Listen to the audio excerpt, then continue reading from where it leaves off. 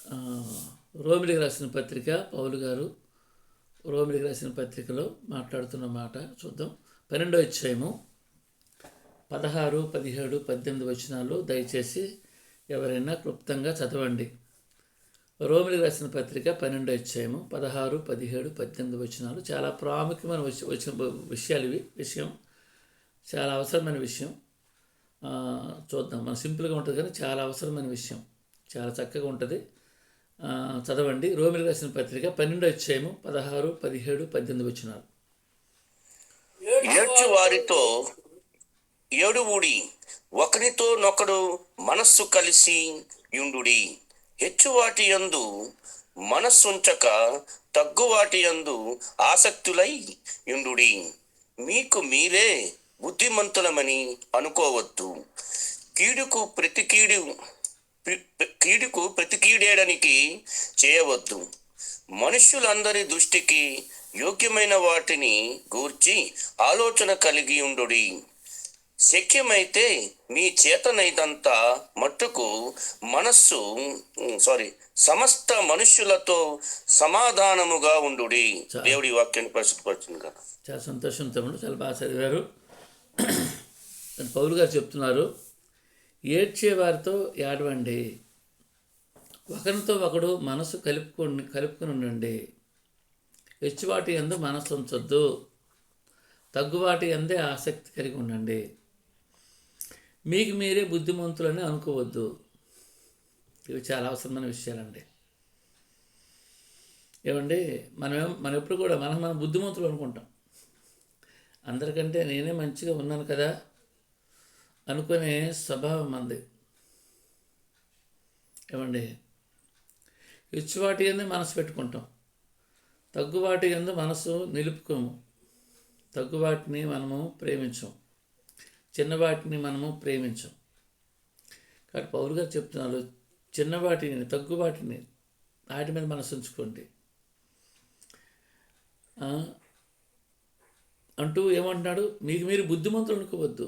మీకు మీరు బుద్ధిమంతులు అనుకుంటున్నారేమో, అనుకోకండి అంటున్నాడు. కీడుకు ప్రతి కీడు చేయవద్దు. ఎవడైనా నీకు నష్టపరిస్తే మనం ఏంటంటే వాడికి ఎప్పుడు నష్టం తెద్దామా అని ఆలోచన చేస్తాం, వాడికి ఎలా దొరుకుతాడా అని చూస్తాం. అలా ఎప్పుడు కూడా దేవుని బిడ్డగా అటువంటి మనసు మనకు ఉండకూడదు. కీడుకు ప్రతి కీడు చేయకూడదు. దేవుడు అన్నాడు, తీర్పు తీర్చుట నా వంతు, నేనే చూసుకుంటాను, తీర్పు తీరుస్తాను అని చెప్పారు ప్రభు. ఆయనే తీర్పు తీరుస్తాడు. ఆయనకి మనం అవకాశం ఇవ్వాలి. ఏమండి, కీడుకు ప్రతి కీడు ఎప్పుడు చేయొద్దు. మనుషులందరి దృష్టికి యోగ్యమైన వాటిని గూర్చి ఆలోచన కలిగి ఉండాలి. మనుషులందరితో ఎలా ఉండాలి? అందరితో సరదాగా ఉండాలి, అందరితో ప్రేమగా ఉండాలి, అందరితో కలిసి ఆనందంగా ఉండాలి. ఏమంటే అందరు కనబడగానే అన్యుడు, నేను భక్తుడిని, నేను దేవుని బిడ్డని చాలామంది అంటారు. అన్యులంటే నాకు మూతి మీద కొట్టాలనిపిస్తుంది, ఒక్కటి మొహం మీద గుద్దాలనిపిస్తుంది. అన్యులు కాదండి, అందరము దేవుని బిడ్డలమే. అదేటండి ఆ మాట చాలామంది, అది మాట చాలా పెద్ద బూతు మాట అది. వాళ్ళంజులండి మనం దేవుని బిడ్డ, ఈ దేవుని బిడ్డలట, పనికి మాలిన బిడ్డలు, దేవుని బిడ్డలు అంటే అలాంటి ఆలోచన మనకు కలగకూడదు. అందరితో ఆనందంగా ఉండాలండి, మన ఇరుగులతో పొరుగులతో అందరితో ప్రేమ కలిగి ఉండాలి, సమాధానకరంగా ఉండాలి. 18 వచనం అన్నాడు, శక్యమైతే మీ చేతనైనంత మట్టుకు మీకు అంత వీలు పడద్దో అంత సమస్త మనుషులతో సమాధానంగా ఉండండి. అందరితో సమాధానంగా ఉండండి, ఎటువంటి గొడవలు లేకుండా, ఎటువంటి అల్లరి లేకుండా, ఎటువంటి పరిస్థితి లేకుండా, సమస్యలు లేకుండా. ఏమండి, అందరితో ఆనందంగా ఉండండి. ఏమండి, ఎంత మంచుకొని చూడండి, పౌలు గారు ఎంత చక్కగా, ఎంత స్పష్టంగా చెప్తాడు చూడండి. ఇలా ఉంటే నిజంగా ఒక ఆనందం అండి. మనకి ఆనందం ఎక్కడో ఉండదండి, ఎదుటి వ్యక్తిలో ఉంటుందండి. మనకు ఎవరో ప్రేమతో పలకరించి ప్రేమతో మాట్లాడుతుంటే ఎంత ఆదరించబడతాం మనం కదా. కాబట్టి పౌలుగా చెప్తున్నారు, అందరితో ఆనందంగా ఉండండి, అందరితో సమాధానం కలిగి ఉండి, పెద్దవాటి మీద దృష్టించుకోకండి, చిన్నవాటి మీద దృష్టించుకోండి. ఒకరితో ఒకరు మనసు కలుపుకోండి. ఎంత చక్కగా ఉందండి. అలా మనము ఉండడానికి మనం ప్రయత్నం చేయాలి.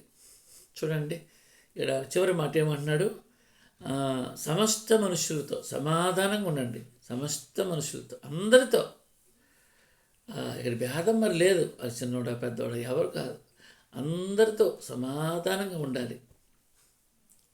కీర్తనకారుడు మంచి మాట అంటాడు. 120వ కీర్తన 7వ వచనం ఒకసారి చూడండి. 120వ కీర్తన 7వ వచనం.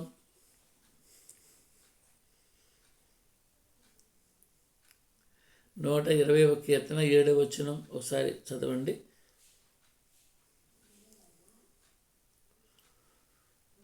లేరా ఎవరో లైన్లో? ఓకే. నేను కోరినది సమాధానమే అంటున్నాడు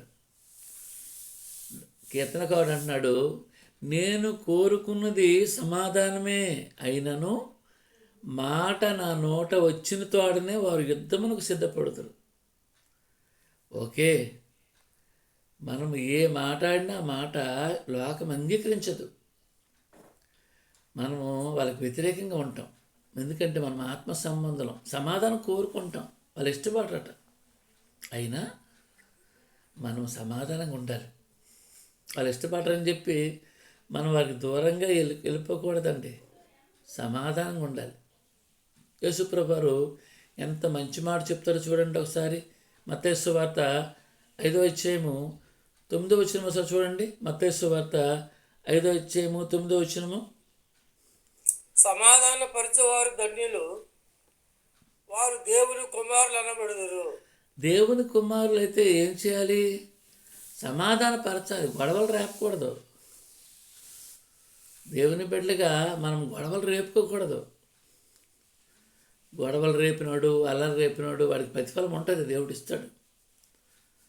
మనం ఎక్కడున్నా అక్కడ సమాధానం ఉండాలి. ఏమండి, యేసుప్రభువారు కూడా ఏంటి ప్రకటించాడు? సమాధానం ప్రకటించాడండి. యేసుప్రభువారు ఏం ప్రకటించారు? సమాధానం ప్రకటించారు. ఎన్నో సందర్భాల్లో ఏమన్నాడు ఆయన? సమాధానం కలిగిన దానిగా ఇల్లమ్మ తల్లి, సమాధానము కలిగి ఉండండి అని చెప్పాడు ఆయన యేసుప్రభువారు. ఒకసారి ఆ మాట కూడా చూద్దాం. మార్కు సువార్త 5వ అధ్యాయము 34వ వచనము ఒకసారి చూడండి. మార్కు సువార్త 5వ అధ్యాయము 34వ వచనము.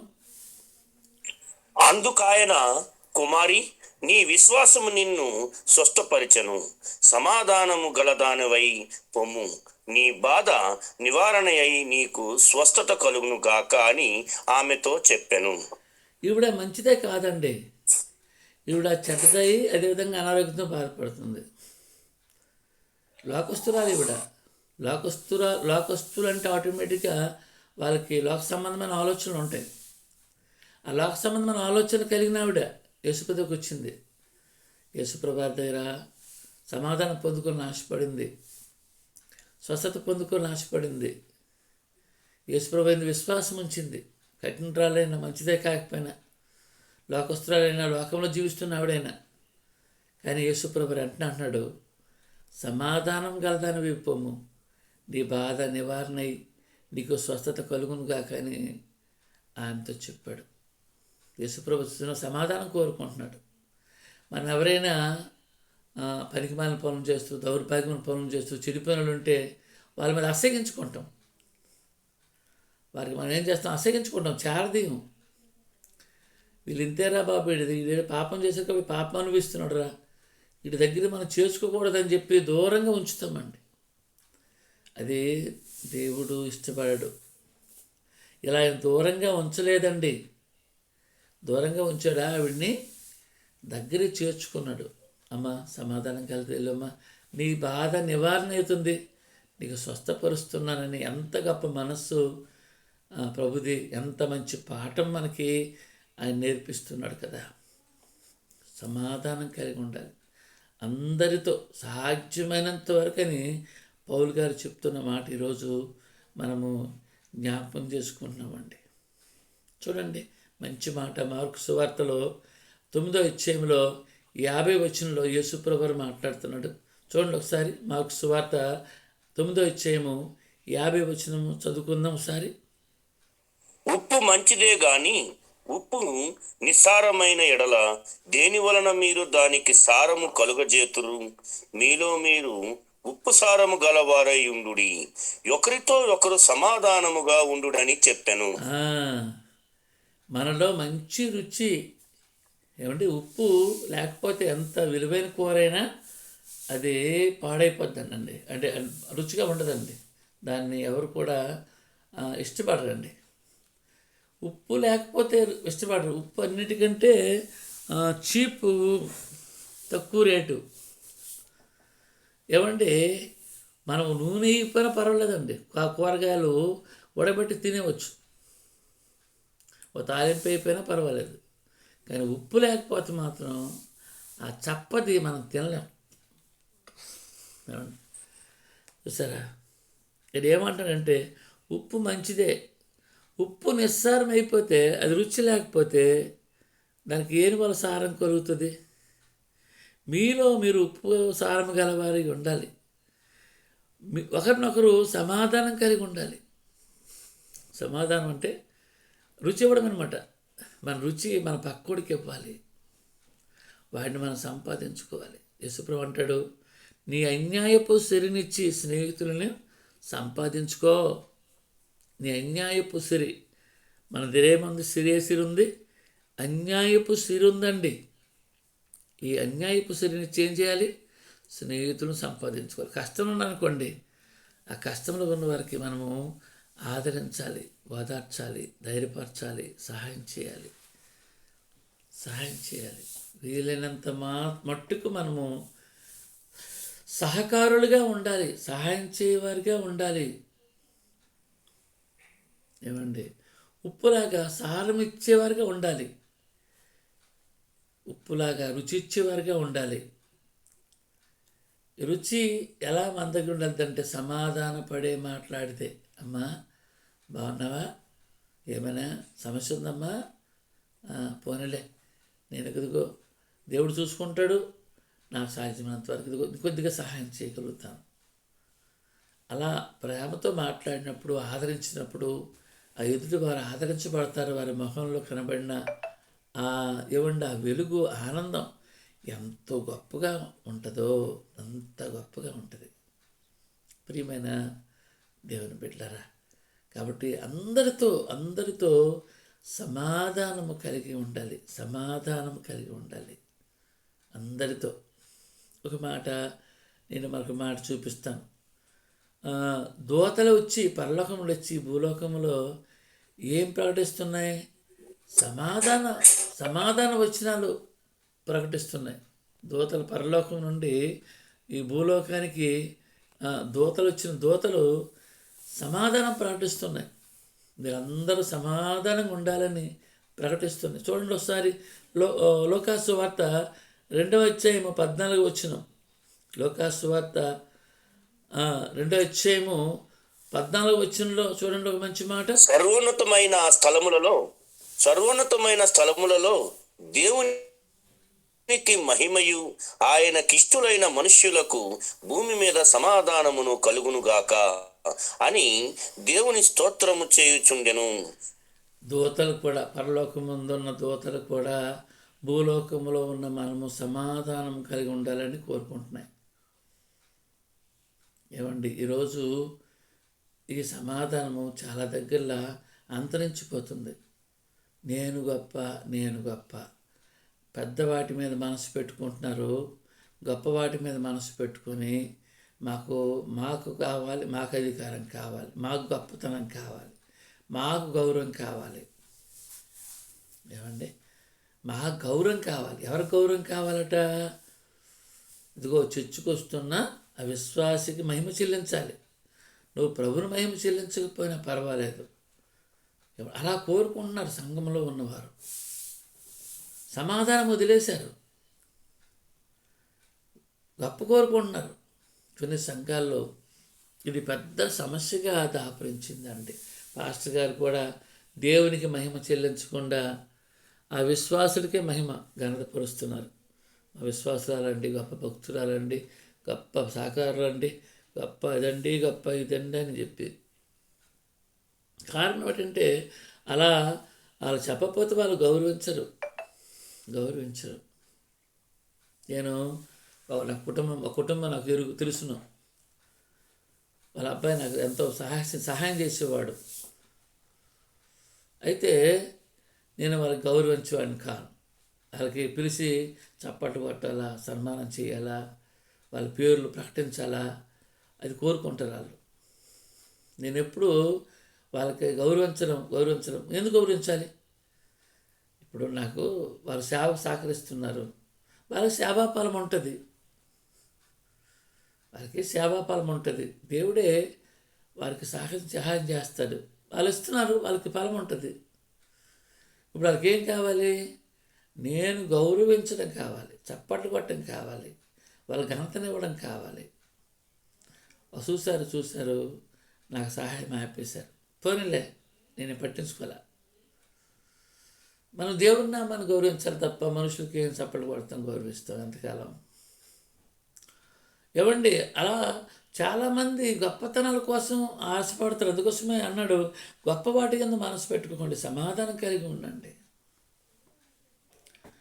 దేవుని దూతలు ఈ లోకానికి వచ్చి ఆయనకి ఇష్టులైన మనుషులకి భూమి మీద సమాధానము కలుగునుగాక అని ప్రకటించారు. ఎవరికి ఇష్టలైన మనుషులకి? దేవునికి ఎవరెవరు ఇష్టపడుతున్నారో వారందరికీ భూమి మీద సమాధానము కలుగునుగాక. సరే, పరలోకమందున దూతలు ప్రకటిస్తున్న సమాధానం కలిగి ఉండండి. ప్రభుని యేసుక్రీస్తు వారు ప్రకటిస్తున్నారు, సమాధానం కలిగి ఉండండి.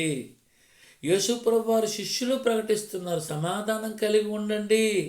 ఒకరికొకరు లోబడనండి, ఒకరినొకరు హత్తుకునండి అంటే అలా ఉంటున్నారా? ఈరోజు సంఘాల్లో, ఈరోజు సమాజంలో, ఈరోజు కుటుంబాల్లో నేనంటే నేను ఏమండి, అలా ఉంది పరిస్థితి అండి. చూడండి, మంచి మాట పౌలు గారే జ్ఞాపకం చేస్తాడు. ఆ మాట కూడా చూడండి. రోమిలికి రాసిన పత్రిక 8వ అధ్యాయము 6వ వచనం ఒకసారి చూడండి. రోమిలికి రాసిన పత్రిక 8వ అధ్యాయము 6వ వచనం. ఆత్మనుసారమైన మనస్సు జీవమును సమాధానమునై ఉన్నది. ఆత్మానుసారమైన మనస్సు అండి, ఇది ఈరోజు ఎవరికి లేదండి. ఈరోజు శరీరానుసారమైన మనస్సు అందరికీ ఉంది. అందరిలో పనిచేస్తుంది ఏంటంటే శరీరానుసారమైన మనస్సు. ఆత్మానుసారమైన మనస్సు ఎవరిచ్చారంటే దేవుడే ఇస్తాడు. ఈరోజు ఆత్మానుసారమైన మనస్సు మనుషుల్లో ఉందా, శరీరానుసారమైన మనస్సు మనుషులు ఎక్కువ ఉందా అంటే ఆలోచన చేస్తే అందరూ శరీరానుసారులే. లోకంలో ఉన్నవారందరూ క్రైస్తవులు కూడా 170 మంది కూడా శరీరానుసారులు. ఎందుకంటే వీళ్ళు బైబిల్ చదవరు, దేవుని మనస్సు ఎరగరు. దేవాలయానికి వెళ్ళిపోతారు బైబిల్ పట్టుకొని, వెనక సీట్లో కూర్చుంటారు. వాక్యం గురించి ఆలోచించరు, వాక్యము పరిశీలించరు, దేవుడు మనస్సు గురించి ఆలోచించరండి. కాబట్టి నీకు ఎలాగా వీళ్ళకి జీవం వస్తుంది, సమాధానం ఎలాగ వస్తుంది? మీకు అర్థమవుతుందా? ఆత్మానుసారమైన మనసు అంటే వాక్యము. ఏమండి, పరిశుద్ధాత్మ దేవుడు వాక్యము మన మనసులోకి ప్రవేశపెడతాడు. ఎప్పుడు వాక్యం మనసులోకి ఎప్పుడు వచ్చిందో ఆత్మదేవుడు మనలోకి వస్తాడు. మనం ఆత్మానుసారం అవుతాం. దేవుని వాక్యం హెచ్చరిస్తుంటుంది, దేవుని వాక్యం బుద్ధి చెప్తుంటుంది, దేవుని వాక్యం సరిచేస్తుంటుంది. అంతవరకు మనము రావాలి భక్తి జీవితంలో. ఆత్మానుసారులుగా ఉండాలి. శరీరానుసారమైన మనస్సు వేరే, ఆత్మానుసారమైన మనస్సు వేరే. ఈ ఆత్మానుసారమైన మనస్సు జీవమునిస్తుంది, సమాధానం ఇస్తుంది. ప్రియమైన దేవుని బిడ్డారా, ఈ ఉదయకాల సమయంలో మనం ఒకటి ఆలోచించుకోవాలి. మనం శరీరానుసారులుగా ఉన్నామా, ఆత్మానుసారులుగా ఉన్నామా? ఏమండి, ఆలోచించుకోండి ఒకసారి మీ మనసులు మీరు. మనం శరీరానుసారులమా, ఆత్మానుసారులమా?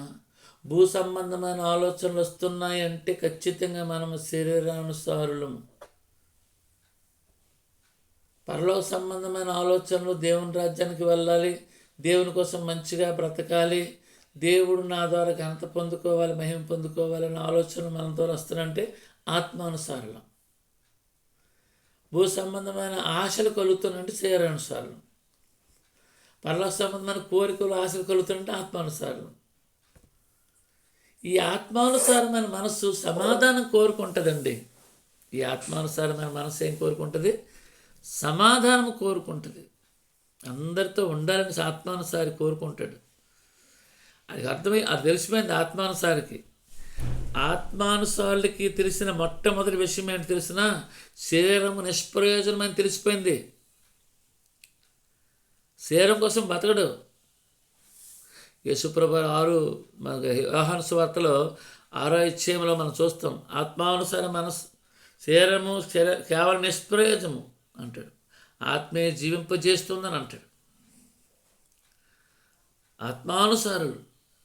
ఆత్మానుసారులుగా మనం మారాలి అంటే దేవుని వాక్యాన్ని ప్రతినిత్యము కూడా ధ్యానించాలి, దేవుని మనస్సును గ్రహించాలి, దేవుని మనస్సును అర్థం చేసుకోవాలి. అప్పుడే ఆయనతో పాటు మనము కూడా సహజీవనం జీవిస్తాం, ఆయనతో సహవాసం చేయగలుగుతాం. ప్రియమైన దేవుని అప్పుడు సమాధానకరమైన వాతావరణం ఉంటుంది. సమాధాన పడతాం అందరితోని. చూడండి, మళ్ళీ ఆ మాట చదువుతాను. ఆత్మానుసారమైన మనస్సు జీవమును సమాధానమునై ఉన్నది. ఆత్మానుసారమైన మనస్సు ఎవరికి ఉంటుందో వారు సమాధానం కలిగి ఉంటారు, నిజజీవంలో ప్రవేశిస్తారు. గలతీ రాసిన పత్రికలో అంటాడు, ఏమండి, శరీరానుసారాలు వేసిన పంట అక్షయమైనది, ఆత్మానుసారాలు వేసిన పంట అక్షయమైనది. ఏమండి, వాటి కోసం మాట్లాడతాడు ఆయన. ప్రియమైన దేవుని బిడ్డలారా, చివరిగా ఒక మాట మీకు చూపించి నేను ముగిస్తాను. చివరి మాట ఎఫ్సీ రాసిన పత్రికలో పౌలు గారు ఎఫ్సీలకు రాస్తూ అంటున్న కొన్ని మాటలు చూద్దాం. 4వ అధ్యాయము 1, 2, 3 వచనాలు. ఎఫ్సీ రాసిన పత్రికలో కాబట్టి మీరు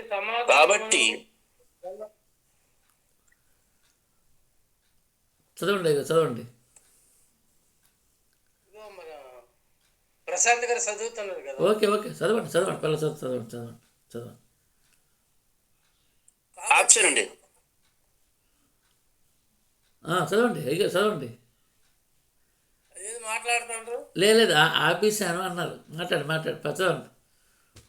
కాబట్టి మీరు సమాధానమును బంధము చేత ఆత్మ కలిగించు ఐక్యమును కాపాడుకొనుట యందు శ్రద్ధ కలిగిన వారే ప్రేమతో ఒకరినొకడు సహించుచు మీరు పిలువబడిన పిలుపునకు తగినట్లుగా దీర్ఘశాంతముతో కూడిన సంపూర్ణ వినయముతోనూ సాత్వికముతోనూ నడుచుకోనవలెనని. చాలా చదవండి. 3వ వచనం. ప్రభువుని బట్టి ఖైదీనైన నేను మిమ్మును బతిమాలు కొనుచున్నాను. చాలు. కాబట్టి మీరు సమాధానమను బంధము చేత, ఓ బంధం గురించి జ్ఞాపకం చేస్తున్నాడు పౌలు గారు. ఏ బంధం ఇది? సమాధానమను బంధం.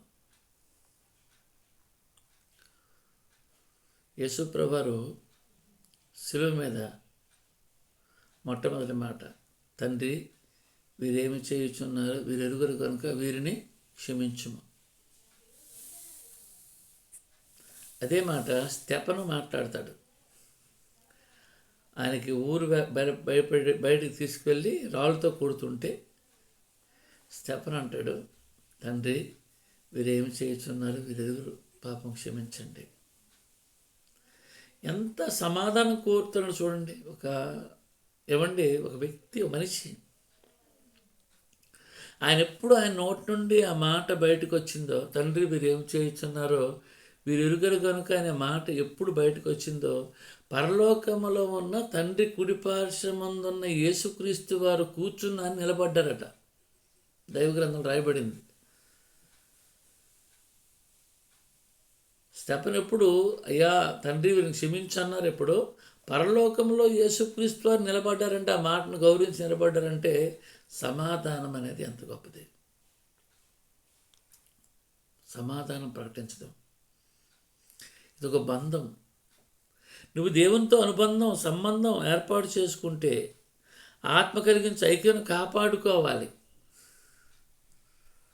బంధం కదా, ఆయనతో నువ్వు అనుబంధం ఏర్పాటు చేసుకున్నావు కదా. మరి ఆయనతో అనుబంధం ఏర్పాటు చేసుకునేటప్పుడు, ఆయనతో ఐక్యమైనప్పుడు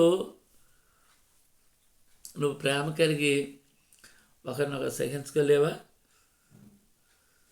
దీర్ఘశాంతం కలిగి ఉండవా? వినయంతో ఉండవా? సాత్వికంతో ఉండవా?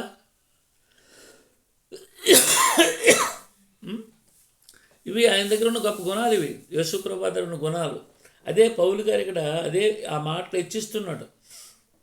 ఆయనతో మనం బంధం ఏర్పాటు చేసుకున్నాం కదా అంటే చూడండి, 2వ వచనం, మీరు పిలువబడిన పిలుపునకు తగినట్లుగా దీర్ఘశాంతముతో కూడిన సంపూర్ణమైన వినయముతోనూ సాత్వికముతోనూ నడుచుకోనవలను కదా. నువ్వు ఆత్మచేతకు అనుబంధం ఏర్పాటు చేసుకున్నావు కదా. ఆత్మచేత అనుబంధం ఏర్పాటు చేసుకునేటప్పుడు ఆయన అడుగుజాడలు నడవలసిన వాడవు కదా, ఆయన వైపు వెళ్ళేవాడు కదా, ఆయన అంటే మనసు కలిగిన వాడవు కదా. కాబట్టి ఇప్పుడు సమాధాన బంధం వచ్చింది కదా మీకు. పాపాత్ముడైన మనుషుడికి క్రీస్తు వారు రక్తం ఇచ్చి కొనుక్కొని సమాధానపరుచుకొని బంధం ఏర్పాటు చేసుకున్నాడు. మన కుమారుడు అంటున్నాడు యోహాను సువార్త 1:12లో, ఆయన ఎంతమంది అంగీకరిస్తారో వారందరూ నా కుమారులు అంటున్నాడు. ఒక బంధము, మన పిల్లలం. మరి ఆయన పిల్లలమైన మనము పిలిచాడు కదా, ఆ పిలుపుకు తగినట్టుగా దీర్ఘశాంతం ఉండాలి కదా మనకి. ఆయన పిల్లలమైన మనము సంపూర్ణ వినయం ఉండాలి కదా మన దగ్గర. ఆయన పిల్లలమైన మనము సాత్వికం ఉండాలి కదా. ఈ 3 కూడా అంటే చూడండి, దీర్ఘశాంతం అన్నా, సంపూర్ణ వినయం అన్నా, సాత్వికం అన్నా ఒకటినే ఉద్దేశంతో ఉన్నాయి. ఇవి ఏంటి ఉద్దేశంతో ఉన్నాయి? సమాధానము. సమాధానం కలిగినోడు దీర్ఘశాంతం కలిగి ఉంటాడు. సమాధానం కలిగినోడు సాత్వికం కలిగి ఉంటాడు. సమాధానం కలిగినోడు సమాధానం కలిగినోడు వినయము కలిగి ఉంటాడు. ఎంత గొప్ప గుణలక్షణాలు ఇక్కడ పౌలు గారు వివరిస్తున్నాడు అంటూ 3వ వచనం అంటాడు. మంచి మాట. ఈ ఎఫెసీయులకు రాసిన పత్రిక 4:3 మాట ఏమంటున్నాడు? ప్రభువును బట్టి ఖైదీనని నేను మిమ్మల్ని బతిమాలు కొనుచున్నాను. మీకు బతిమాలుతున్నాయ్యా, మీ పాదాలు పట్టుకొని వేడుకుంటున్నాను.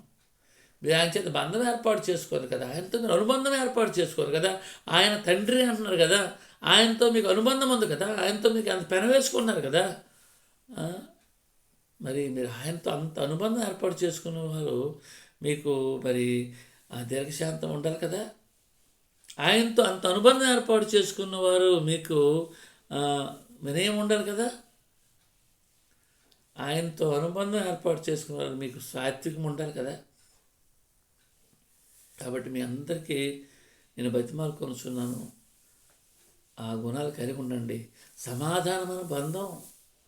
మన తండ్రిని దేవుడు కుమారుడు పంపించి మనకు బంధం ఏర్పాటు చేశాడు. ఆయన కుమారుడికి మనకి. పూర్వ దినాల్లో బంధువుల మధ్య నేస్తలు కట్టించేవారు. నాకు ఒక నేస్తం ఉన్నాడు, కాపు ఆయన. మా నాన్నగారు కాలంలో మా నాన్నగారు వాళ్ళ నాన్నగారు నేస్తాలు కట్టుకున్నారు. నేస్తం వాళ్ళ నాన్నగారు మా నాన్నగారు కట్టుకున్న తర్వాత కొంతకాలం పోయిన తర్వాత నాకు వాళ్ళ అబ్బాయికి నేస్తం కట్టించారు. ఆయన ఉన్నాడు. ఆయన ఇప్పుడు ఆయన నాకు నేస్తం. అది ఒక బంధం. ఎవరు కట్టారు? ఇది మనుషులు కట్టారు. ఏమండి, మా నేస్తం అండి ఫలానా వ్యక్తి అని. అప్పుడు ఈ బంధాలు ఉండేవి. మీకు కొంతమందికి తెలుసు, ఇప్పుడున్న వాళ్ళకి తెలియదు, కానీ పూర్వం ఉన్న వాళ్ళకి తెలుసు. మన ఆంధ్ర పాస్ గారు పెద్ద ఆయనకి తెలుసు. నేస్తపోరు ఉండరు. సవరాలు కూడా నేస్తం అని సవరాలతో కూడా ఈ నేస్తాలు కట్టేవారు అప్పుడు. ఆ సవరాలు సొమ్ము దోచుకోవడానికి కొంతమంది దౌర్భాగ్యులు.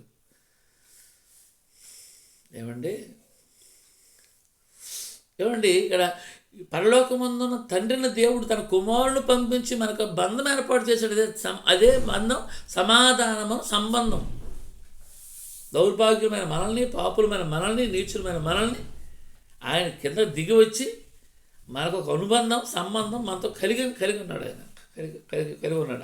కలిగి ఉన్న ఆయన ఏమని భావిస్తున్నాడు? మనం దీర్ఘశాంతం కలిగిన వారిగా ఉండాలని, వినయం కలిగిన వారిగా ఉండాలని, సాత్వికం కలిగిన వారిగా ఉండాలని ఆయన ఇష్టపడుతున్నాడు, ఆశపడుతున్నాడు. మన నేస్తం అలా ఉండాలని. మీకు అర్థమవుతుందో లేదో? ఈరోజు మన పరిస్థితి ఎలా ఉంది? అలా ఉన్నామా? ఈరోజు మనమే కొద్దిగా ఆలోచించాలి. ప్రియమైన దేవుని బిడ్డలారా, ఆలోచించాలి. సమాధానపరచువారు ధన్యులు, వారు నా కుమారులు, దేవుని కుమారులు అనబడుదురు. అందరితో సఖ్యమైతే అందరితో సమాధానం కలిగి ఉండాలి. అందరినీ ప్రేమించాలి. అందరినీ కలుపుకోవాలి. శత్రువుని కూడా ప్రేమించాలి. అలాంటి గొప్ప గుణము ప్రభువైన యేసుక్రీస్తు వారు ఈ లోకానికి నేర్పించాడు. ఆయన శిష్యులు నేర్పిస్తున్నారు. ఈరోజు వాక్యం నేర్పిస్తుంది. మనం నేర్చుకోవాలి. ఒకవేళ ఇది నేర్చుకోకపోతే అంటాడు మోషే అంటాడు, ఆయన చెప్పిన మాట విననోడు సర్వనాశనం అయిపోతాడు, సమాజం నుండి తోలివేయబడతాడు అన్నాడు. మోషే గారు ఏమంటారు అపోస్తల కార్యంలో? ఆయన ఆ ప్రవక్త వస్తాడు. ఆ వచ్చిన ప్రవక్త చెప్పిన మాటలు ఎవడు వెండో వాడు సమాజం నుండి తోలివేయబడతాడు, సర్వనాశనం అయిపోతాడు అన్నాడు. దేవుని పిల్లరా, మనం సమాధానం కలిగి ఉండాలి. అందరితో సమాధానం కలిగి ఉండాలి. అందరితో ఆనందం కలిగి ఉండాలి. ప్రభు అటువంటి మనస్సు మనకి ఇవ్వాలని ఇష్టపడుతున్నాడు. అటువంటి మనస్సు మనందరం కోరుకుందాం. ప్రభు మాటలు మనందరి వెనుకల్లో ప్రభు దీవించునుగాక. గొప్ప సమాధాన పరుచు బిడ్డలంగా దేవుడే మనకి ఆ జ్ఞానము, వివేకం ఇచ్చి మనల్ని ఆ విధంగా మార్చునుగాక. ఆమెన్.